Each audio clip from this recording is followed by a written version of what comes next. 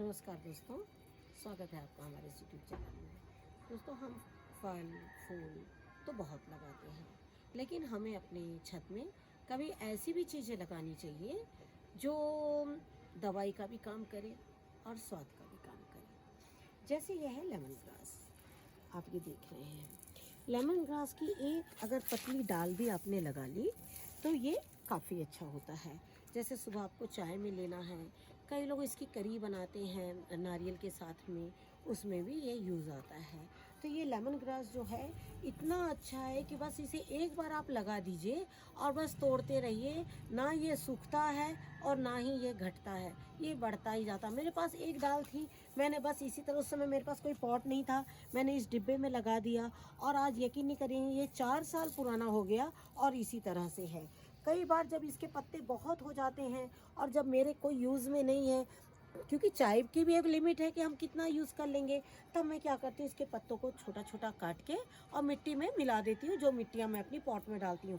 क्योंकि इसकी महक ऐसी इतनी मतलब स्ट्रॉन्ग स्मेल है इसकी कि मतलब जल्दी कोई कीड़ा भी इसमें नहीं लगता है। जब इसके पत्ते बहुत ज़्यादा हो जाएं तो आप उसको क्या कर सकते हैं, सुखा के रख लीजिए।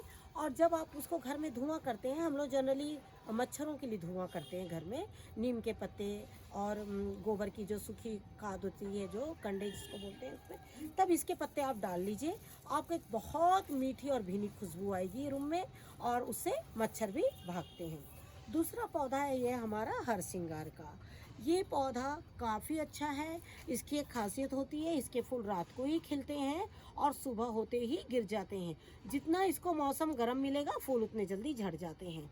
और ये पौधा जो है वो बीजों से ही लगता है। ये देखिए, इस तरह से इसके बीज है। जो फूल हम नहीं तोड़ते हैं उसके बीज बन जाते हैं। इसके फूल को आप चाय में डाल सकते हैं और हमने खुद इसकी चाय पी है बनाकर, और आप भी इसको बना सकते हैं।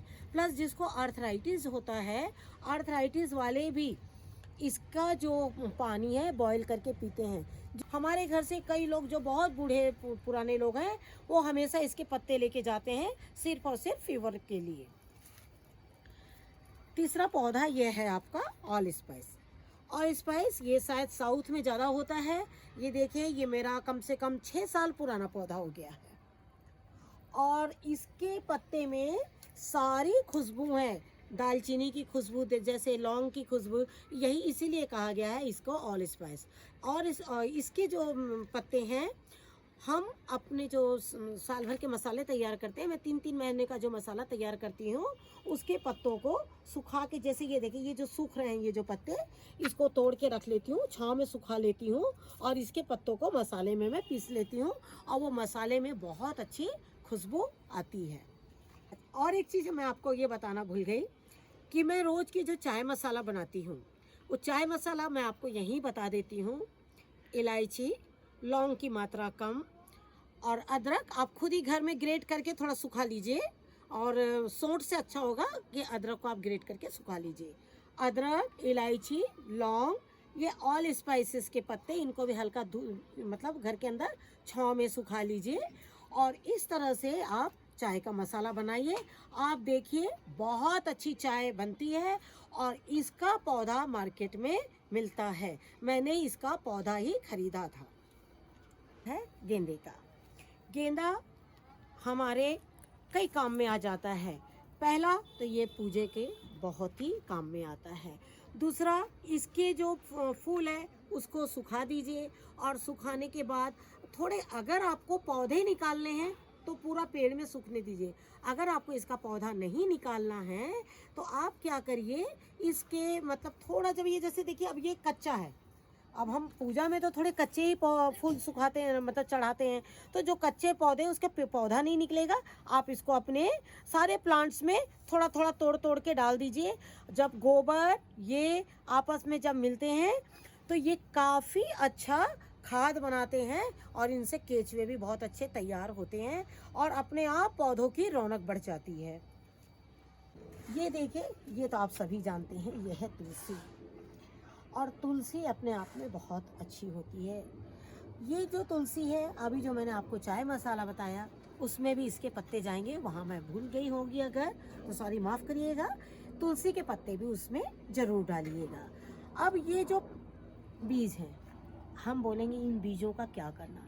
कभी भी जब हम, ये तो खैर मैं इसकी पूजा नहीं करती, पूजा वाला दूसरा है, ये मैं खाने के लिए रखती हूँ।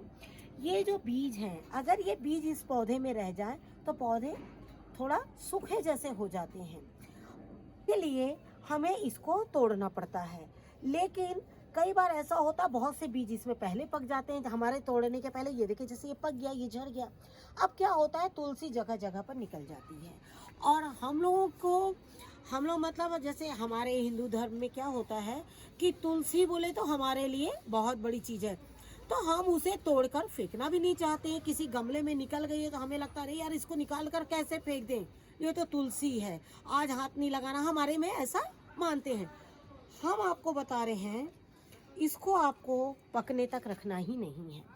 आप इसके इस तरह से सारे बीज समय समय पर तोड़ लीजिए और इन्हें रात को छाछ या दही में भिगो दीजिए, और भिगोने के बाद इसे पीसकर और सर में लगा लीजिए, और एक भी डैंड्रफ आपके बालों में नहीं रहेगा। कई लोगों को डैंड्रफ इतने ज़्यादा हो जाते हैं कि कान के पास में गुठलियाँ तक आ जाती है डैंड्रफ से। देखा कि तुलसी के पौधे डैंड्रफ के लिए भी कितने फ़ायदेमंद है। तो आप लोग इस तरह से इसे लगाइए। इसको लगाने से एक ही चीज़ होगी कि हमारे पौधे जहाँ तहाँ नहीं निकलेंगे, और जब आप इनको तोड़ के और लगाने लगेंगे तो अपने आप ये फूल भी आपको कम पड़ जाएंगे। आशा करती हूँ जिन 5 पौधों के बारे में आपको जो बताया है वो आपको ज़रूर पसंद आएगा। आप अपने घर में इनको लगाएंगे, लगाने के बाद ही महसूस करेंगे कि वाकई फल और सब्जियाँ और फूलों से भी कहीं ज़्यादा ये पौधे हैं। Thank you very much. नमस्कार।